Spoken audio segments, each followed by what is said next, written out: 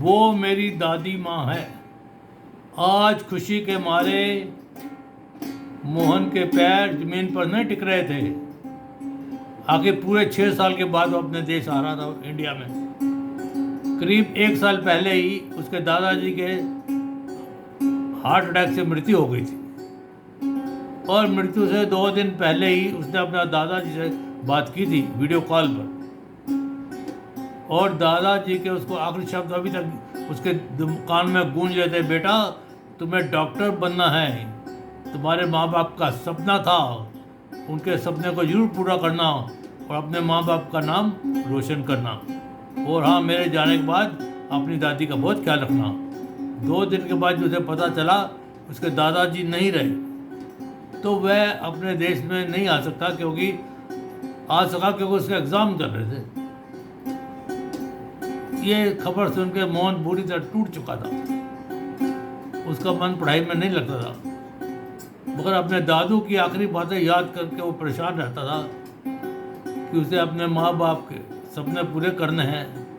दरअसल आज 6 साल पहले मोहन ने विदेश में जाने से पहले उसके माँ बाप की भी एक रोड एक्सीडेंट में मृत्यु हो गई थी। मोहन के पिताजी स्कूल के बच्चों को पढ़ाया करते थे। उनका सपना था मोहन लिख पढ़कर डॉक्टर बने। इसके बाद वो माँ बाप का सपना पूरा करने के लिए दादा दादी ने उसको विदेश भेज दिया, और अपने घर जब वो इंडिया वापस आ रहा था, मोहन फ्लाइट में बैठा हुआ सोच रहा था, दादी अचानक आमने सामने देखे कितनी खुश हो जाएगी। उन्हें जब मालूम हुआ कि मैं बहुत बड़ा डॉक्टर बन चुका हूँ, मेरी जॉब इंडिया में ही लगी है, तो खुशी के मारे छड़ी उठाकर नाचने लगेगी। अपनी दादी के बारे में सोचते सोचते मोहन कब इंडिया पहुँच गया उसे पता ही नहीं चला। जब मोहन अपने घर पहुँचा, उसने जैसे ही घर की डोर बेल बजाई तो उसके भतीजे ने दरवाजा खोला। बच्चे उस समय टीवी देख रहे थे, खेल रहे थे। पहले तो अपने चाचू को पहचान नहीं पाए। थोड़ी देर में सब चाचू चाचू कहकर मोहन की ओर दौड़ते आए, उससे लिपट गए। बच्चों की आवाज़ सुनकर मोहन की भाभी संजना बाहर हाल में आ गई, और उसको देखते ही चेहरे पर रंग फीका पड़ गया, जैसे काटो तो खून नहीं। जब मोहन को देखकर बोली, अरे देवर जी, आप अचानक यहाँ? हमें तो नहीं पता था आप आने वाले हो। अरे बता तो दिया होता, मैं और आपके भैया को लेने आपको लेने हम एयरपोर्ट आ जाते। लेकिन आपने तो कहा था कि पढ़ाई होने के बाद ही आप विदेश में जाकर ट्रेनिंग करोगे। मैंने कहा हाँ भाभी, पहले तो मेरा मन यही था कि मैं विदेश में जाकर प्रैक्टिस करूं, मगर अपने परिवार के बिना मेरा मन नहीं लगा, इसलिए मैं जॉब करने के लिए अप्लाई कर दिया। अब आपका देवर यहीं रहकर लोगों की सेवा करेगा, और यहाँ पर मेरी नौकरी भी लग गई है। दरअसल मैं दादी को सरप्राइज़ देना चाहता था, इसलिए मैंने किसी को नहीं बताया कि भारत वापस आ रहा हूँ। दादी के कमरे में जाकर उसको सरप्राइज़ देकर आता हूँ। मोहन अपनी दादी के कमरे में गया। देखो, आपका पोता आपके पास वापस आ गया। मोहन ने पूरा कमरा छान लिया, और उसकी दादी दिखाई नहीं दी। बेचैन होकर मोहन अपनी भाभी के पास गया। वह अपनी भाभी से कुछ पूछ रहा था कि तभी उसका एक भतीजा पीछे से आया और बोला, चाचू आप किसे ढूंढ रहे हैं? बड़ी तो दादी तो हमारे संग नहीं रहती। तभी मोहन गुस्से में बड़ी नजरों से संजना को देखता हुआ बोला, भाभी ये राजू क्या कह रहा है? तभी संजना चाय का कप टेबल रखते हुए बोली, अरे देवर, ये बच्चे तो कुछ भी बोलते रहते हैं। संजना ने हड़बड़ाते हुए कहा, और राजू को आंख दिखाकर बाहर जाने के लिए कहा। तभी मोहन बोला, लेकिन भाभी दादी को मैंने पूरे घर में ढूंढ लिया, दादी मेरे को कहीं दिखाई नहीं दी। दादी दबी आवाज में हड़प करके बोली, अरे देवर जी, आपको फ़ोन में बताया तो था कि आपकी दादी अपनी सहेलियों के साथ चारों धाम की यात्रा पे गई है, और यात्रा पे तो अपनी दादी 2 महीने पहले गई थी, अब तक तो वापस आ जाना चाहिए था। और कितने दिनों से दादी को फ़ोन लगाने की कोशिश कर रहे हैं, पर दादी फ़ोन का स्विच ऑफ जा रहा है। अरे देवर जी, आप चिंता मत कीजिए, आप तो जानते ही हैं पहाड़ों पर नेटवर्क की प्रॉब्लम रहती है, इसी के दादी का फ़ोन नहीं लग रहा होगा। अभी कुछ दिन पहले ही उसका फ़ोन आया था और वह कह रही थी अभी उन्हें 1 महीना और लग जाएगा और वह एकदम ठीक ठाक है, परेशानी वाली कोई बात नहीं है। इतना कहकर संजना रसोई में खाना बनाने के लिए चलेगी और मोहन थोड़ी देर के लिए अपने माँ बाबू के कमरे में चला गया। वहाँ लगी हुई माँ की बाबू की तस्वीर को देखते हुए ही उसकी आंखों में आंसू बहने लगे और अपने माँ बाबू की तस्वीर से बातें करने लगा। देखो माँ बाबू जी, आपका बेटा आपका सपना पूरा करके घर वापस आ चुका है। आज आपका बेटा बहुत बड़ा डॉक्टर बन चुका है।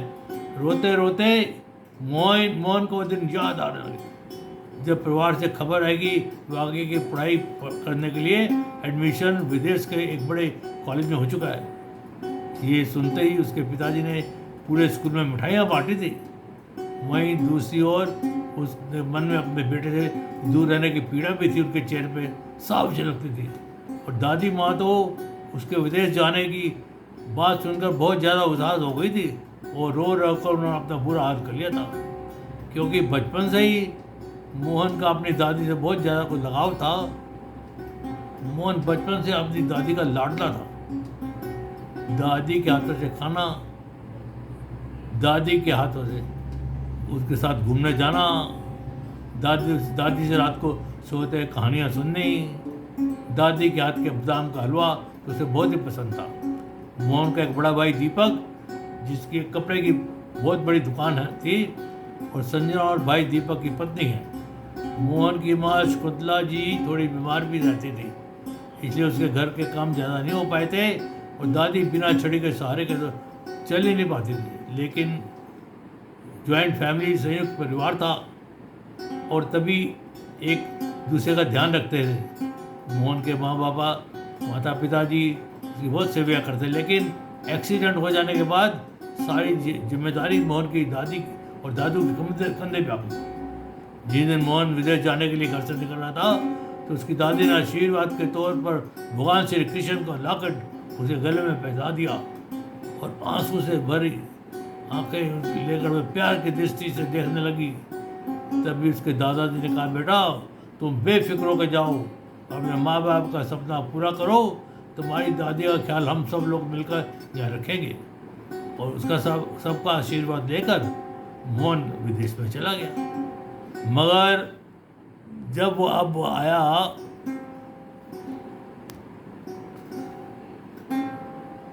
6 साल की अपनी पढ़ाई पूरी करके, वहाँ पे वो पार्ट टाइम जॉब भी करता था, पैसा कमाता था। उसका कुछ हिस्सा घर हर महीने अपने घर में भेज देता था, दादी से वीडियो पर कॉल करके बात किया करता। परंतु पिछले 2 महीने से कुछ ऐसा हो रहा था कि उसकी दादी माँ से बात ही नहीं हो पा रही थी और घर वालों से हमेशा यही जवाब आता था, दादी माँ तो तीसरा तरफ गई है। मोहन लगातार अपने माँ बाबू जी की तस्वीर को एकटक निहारता जा रहा था। तभी संजना कमरे में आई और देवर जी खाना तैयार हो गया है, हाथ मुँह धोकर खाना खाने के लिए आ जाइए। लेकिन मोहन अपनी दादी से इतने वर्षों बाद मिलने का उत्साह लेकर आया था, वह सारा उत्साह ठंडा पड़ चुका था। इतने में उसका भतीजा राजू उसके पास आया और बोला, चाचू आप हमारे लिए विदेश से क्या लाए हो? मोहन ने बैग में से बहुत सारे कपड़े, खिलौने, चॉकलेट निकाल कर बच्चों को दे दिए। बिना दादी के मोहन को पूरा घर काटने के लिए दौड़ रहा था। रात को जब बड़ा भाई दीपक दुकान से वापस आया तो अपने छोटे भाई को देख कर चौंक गया। फिर दोनों भाइयों ने बैठकर आपस में खूब बातचीत की। जब भी अपने बड़े भाई से दादी के बारे में कोई बात करता तो दीपक बात को घुमा फिरा कर कहीं और ले आता। मोहन को अपने भाई का और भाभी का व्यवहार कुछ अजीब सा लगा था। वह दोनों दादी के बारे में कोई बात ही नहीं करना चाहते थे। जब भी मोहन दादी के बारे में कोई बात करता तो भैया भाभी हड़बड़ा जाते थे। मोहन को अपने भैया भाभी के व्यवहार से कुछ तो गड़बड़ नजर आ रही थी। दूसरे दिन मोहन ने अपने माँ बाबूजी की तस्वीर के आगे हाथ जोड़कर प्रणाम किया और अस्पताल के लिए निकल गया। जैसे ही हॉस्पिटल पहुंचा तो अस्पताल के कर्मचारियों ने हाथ जोड़कर उसका वेलकम स्वागत किया।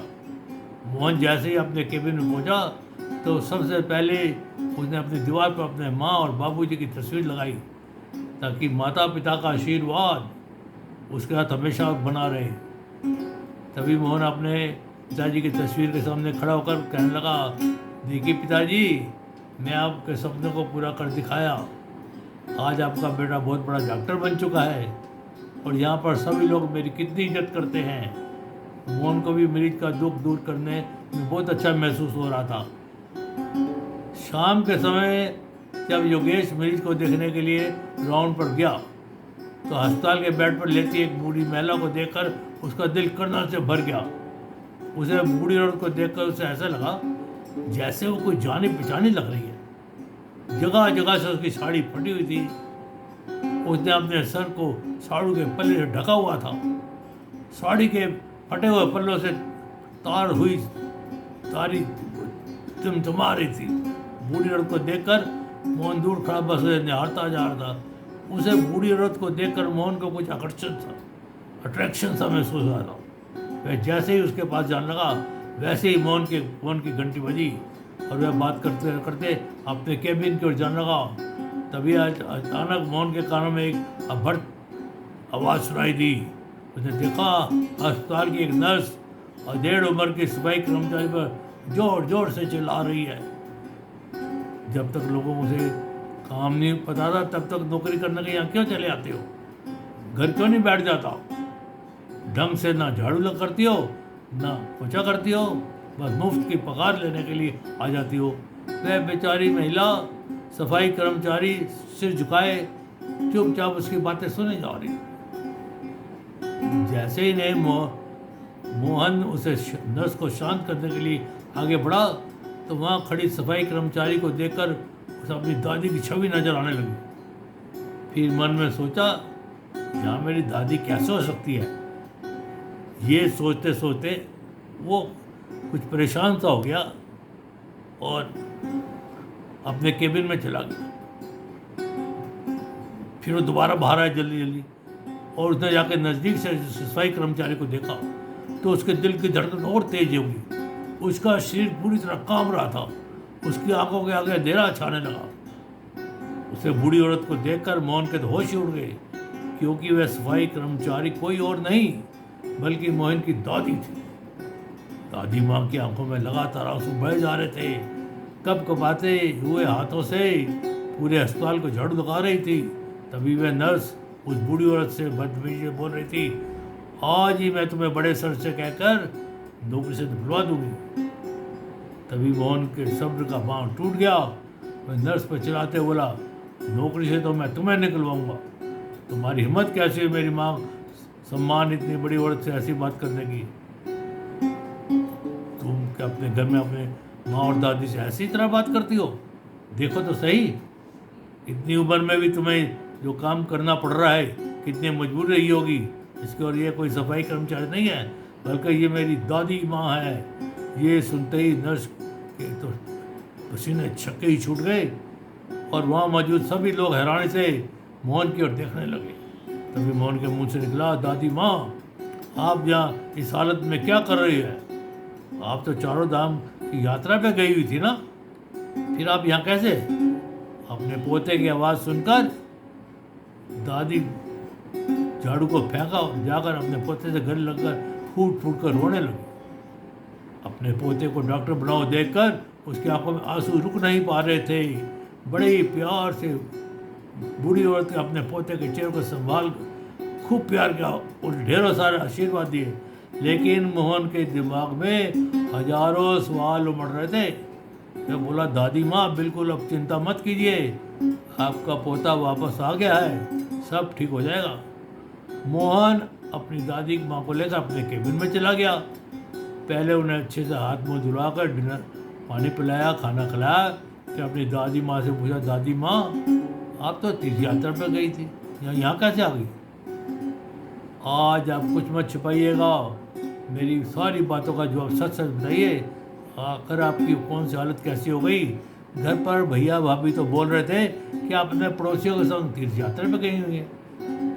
मैं भी आपको कितने दिनों से फ़ोन लगा रहा था पर हर बार आपका फ़ोन स्विच ऑफ ही जा रहा था। मैं तो यहाँ आपको सरप्राइज़ देने आया था, लेकिन यहाँ आकर मैं निराश हो गया। तभी दादी माँ ने हृदय गले से कहा, बेटा तेरा दादाजी के जाने के बाद तो तेरे बड़े भाई दीपक ने तेरे दादाजी के पूरे कारोबार को हथिया लिया। और बेटा तू तो जानता ही है, तेरे दादाजी के पास जितनी भी जगह पूंजी थी वह सब इस घर को बनाने में खर्च कर दी थी। अपने बुढ़ापे के लिए कुछ भी पैसे जोड़ कर नहीं रखे। लेकिन अब तेरे दादाजी के जाने के बाद मेरी दवाइयों के लिए, छोटी छोटी ज़रूरत के लिए भी पैसे चाहिए होने थे, तो तेरे भाई भाभी के आगे हाथ फैलाने पड़ते थे। और उन्होंने तो दवाई के लिए 10 रुपये भी देना हो तो उनको आफत आती लगती थी। संजना बहू को जब देखो दिन रात बस शॉपिंग में लगी रहती थी, किट्टी पार्टियों में लगी रहती थी, होटल में खाना, नए नए कपड़े पहना। उनको खर्चों से तेरे भाई को कोई दिक्कत नहीं थी। लेकिन जहाँ मेरी दवाइयों की बात आती, वह घर के बहुत बड़ा बवाल खड़ा हो जाता था। पहले संजना बहू घर के में थोड़े बहुत काम करवाया करती, लेकिन बाद में बोलने लगी, अगर काम नहीं करोगी तो खाने को नहीं मिलेगा, मुफ्त में बैठे बैठे आपको रोटियां नहीं दूंगी। इस पापी को पेट को भरने के लिए तेरी भाभी की हर बात को माननी पड़ती। धीरे धीरे करके उसके घर के सारे काम मेरे पर छोड़ दिए। वह सिर्फ दीपक और बच्चों के लिए खाना बनाती थी। बाकी घर का झाड़ू पोछा, कपड़े धोना, सफाई सब मेरे को कराया करती थी। और इसी तरह कई दिन तो मैं ये उसको बर्दाश्त करती रही, सब कुछ करती रही।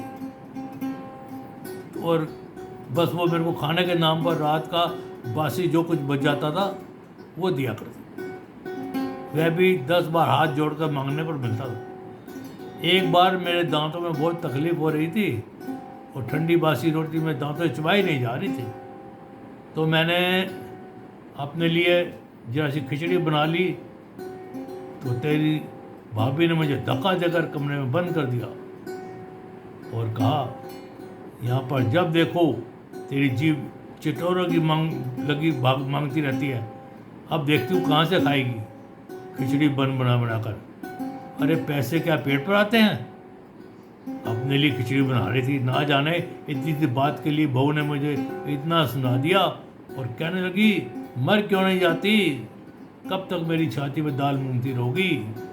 अब चुप पड़ी रहे, अपने कमरे में धक्के मार मार कर इस घर से बाहर निकाल दूँगी। और तेरा बड़ा भाई दीपक तो मेरे होने ना होने के कोई फर्क नहीं पड़ता था। वह कहकर दादी बार बार और फूट फूट कर रोने लगी।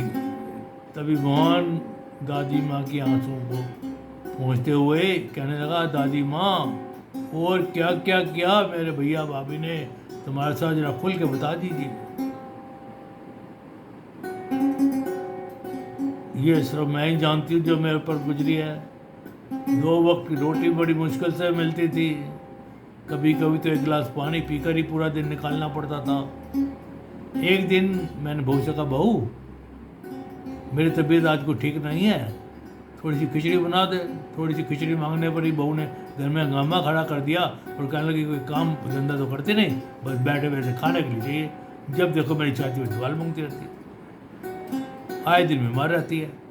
कभी कहती कि मेरी दवाइयाँ ला दो, कभी कहती कि मेरे लिए खिचड़ी बना दो। और नौकरानी समझ रखा है कि आपने मुझे जो अपना ऑर्डर दिया और मैंने पूरा कर दिया।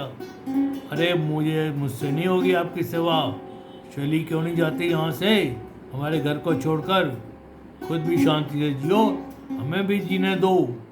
तभी बहू दीपक से बोली, आपने किसी वृद्ध आश्रम में क्यों नहीं छोड़ाते हो? मैं आपकी दादी की और सेवा नहीं कर सकती। बहू के मुंह से ऐसी बात सुनकर मुझे ऐसे लगा जैसे दीपक ने अभी जोरदार थप्पड़ लगा देगा, ये तेरी दादी माँ है, इसके बारे में ऐसी बात करने की तुम्हारी हिम्मत कैसे हुई? लेकिन बेटा मैं तो हैरान सी रह गई ये देख कर कि दीपक को तो अपनी बहू की हर बात सही लगती थी। बेटा बहू से तो क्या शिकायत करें जब पोता ही अपना रहा। 2 दिन के बाद दीपक एक दिन मेरे पास आया और कहने लगा, दादी दिल्ली में रहने वाले अपने मित्र से आपकी तबीयत के बारे में बात की है, वह दिल्ली के एक बड़े अस्पताल में काम करता है उसे डॉक्टर से कल का अपॉइंटमेंट लिया है, आप कल तैयार हो जाना, मैं आपका चेकअप कराने के लिए दिल्ली ले जा रहा हूँ। हो सकता है वहाँ हमें 2-4 दिन रुकना पड़ जाए, इसलिए आप अपने साथ 2-3 कपड़े के जोड़े भी रख लेना और अपनी ज़रूरत का जो भी सामान हो थोड़ा बहुत उसको भी रख लेना। दीपक के मुंह से इतनी प्यार भरी बातें सुनकर मुझे ऐसा लगा जैसे दीपक को मुझ पर रहम आ गया है और वह सच मुझ पर डॉक्टर को दिखाना चाहता है। अपने पोते का प्रेम देखकर मेरा दिल भर आया और इसलिए मैं जल्दी से पैकिंग करके अगले दिन संजना और दीपक के संग गाड़ी में बैठकर यहाँ गई। दिल्ली पहुंचकर जब डॉक्टर से चेकअप कराया तो बाहर आए। डॉक्टर ने जो दवाइयाँ लिखी थी, मैं दीपक ने कहा दादी ये दवाइयाँ हमारे यहाँ पर नहीं मिलेंगी, आप यहाँ पर बेंच पे बैठ जाइए, ये सारी दवाइयाँ लेकर अभी आता हूँ। ये कहकर दीपक दवाई लेने चला गया। मैंने उसे बेंच पर बैठे बैठे इंतजार करते रही, पर वह दोनों लौट कर वापस नहीं आए। वहाँ पर बैठे बैठे मैं दोपहर से रात होने को आई थी, लेकिन उन दोनों का कुछ भी अता पता नहीं था। अस्पताल के बाहर घबराई हुई बेंच पर बैठी हुई थी, आने जाने वाले लोग से अपने पोते के बारे में पूछ रही थी। तभी घबराहट और बेचैनी की वजह से मुझे चक्कर आने लगे और मैं वहीं पर बेंच पर सो गई। जब होश आया तो देखा काफ़ी रात हो चुकी है, फिर भी मुझे समझते देर नहीं लगी कि दीपक डॉक्टर को दिखाने के बहाने मुझे छुटकारा पाना चाहता है। इस बेसहारा बूढ़ी दादी को इतने बड़े शहर में भीख मांगने के लिए छोड़कर चला गया है। संजना बहू ने जो उसे दिन कहा था तेरे भाई ने सच साबित कर दिखाया। अपने भाई भाभी की करतूत सुनकर मोहन को बहुत ज़्यादा गुस्सा आया और वह गुस्से से लाल पीला हो गया। सुगुदला की आंखों में आंसू भरे बोली बेसहारा छोड़ने के पहले एक बार भी नहीं सोचा, बेसहारा नाथों की तरह छोड़कर चला गया। दादी माँ मोहन के कंधे पर सिर रख के फूट फूट कर रोने लगी और रोते रोते कह रही थी आखिर हमारी पड़ोसी में क्या कमी रह गई थी। अरे तुम्हारे पापा के जाने के बाद भी हमने तुम दोनों बच्चों को एक समान ही प्यार किया और तुम्हारे दादू ने तो घर के खरीदने में भी अपनी पूरी जमा पूंजी लगा दी। बेटा अब ना मेरे पास पैसे थे और ना घर था, बस तेरे दादाजी की दी हुई गले के सोने की चैन पहनी हुई थी। तभी अस्पताल के बाहर खड़े कर्मचारियों ने मुझे रोता देखा और पूछा माँ जी क्या देख रहा हूँ, तो उनको मेरे पे थोड़ा दया आ गई तो उन्होंने मेरे को यहाँ पर नौकरी दे दी, भाई तुम यहाँ पे सफाई करो। तब से मैं यहीं पर सफाई करके अपना पेट का गुजर बसर करता हूँ। तो मोहन ने उसके दादी पोते ने कहा भाई अब आपको दादी मोहन मैंने कहा आपको कोई चिंता करने की जरूरत नहीं है, हम अब मैं और आप हम अब इसे अलग मकान घर में रहेंगे, मेरे को नौकरी अच्छी मिल गई है और आपको अपने बेटे पोते दीपक और उसकी पत्नी से कुछ भी उससे जाने की जरूरत नहीं, ना उनसे मिलने की जरूरत है, जो कुछ करना मैं आपके लिए करूँगा। ये सुनकर दादी बहुत खुश हो गई और उसने मोहन को सीने से लगा लिया। बेटा मेरा आज तो ऐसा रो खिल पड़ा कि मैंने सोचा कि भाई शायद सारी ज़िंदगी मेरी ऐसे ही बीतेगी, और बेटा तू तो मेरे बेटे से ही बढ़ के दे, तो भगवान तेरा भला करे। और इस तरह दादी और पोता दोनों ने अपनी ज़िंदगी एक नए मकान में शुरू की और सुख शांति से रहने लगे। इसलिए भाई इससे यही शिक्षा मिलती है, आप अपने परिवार में बूढ़े बूढ़ों का आदर कीजिए। ये नहीं कि उम्र के साथ जब बूढ़े हो जाते हैं तो उनको बहुत समय घर से निकाल दिए। अगर आप इस पर अमल नहीं करोगे कल को आपके साथ भी ऐसा हो सकता है। इसलिए भाई भगवान आपका भला करे। धन्यवाद।